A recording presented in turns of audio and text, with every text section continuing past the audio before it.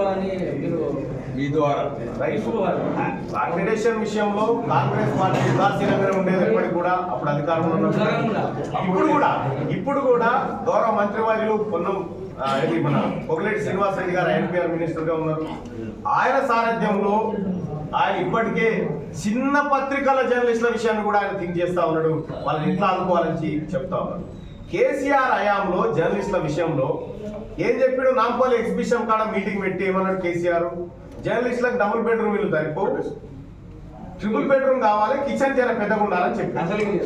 Kitchen జర పెద్దగా ఉండాలని చెప్పిండు కేసీఆర్.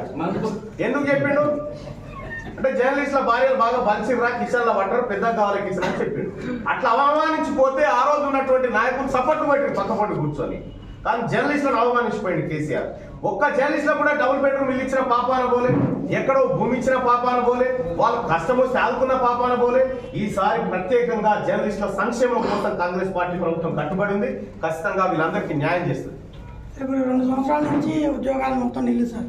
వచ్చిన టీఎస్పీఎస్సీ ఇవన్నీ మొత్తం పోస్ట్పోన్ అవుతూ వస్తున్నాయి. ఇప్పుడు పట్టభద్రులు ఎన్నికలకి మొత్తం అంతా ఉద్యోగాలు ఎక్కువ మంది ఉన్నారు. ఇప్పుడు వీళ్ళకి మీరు ఎమ్మెల్యే కాంగ్రెస్ పార్టీ వాళ్ళని గెలిపిస్తే ఏమైనా హామీ ఇస్తున్నారా? ఇప్పుడు మా ప్రభుత్వమే హామీలతో వచ్చింది. మా ప్రభుత్వమే నిరుద్యోగులకు హామీ ఇచ్చింది. ఎన్ని లక్షల ఉద్యోగాలు భర్తీ చేస్తామో హామీ వచ్చింది.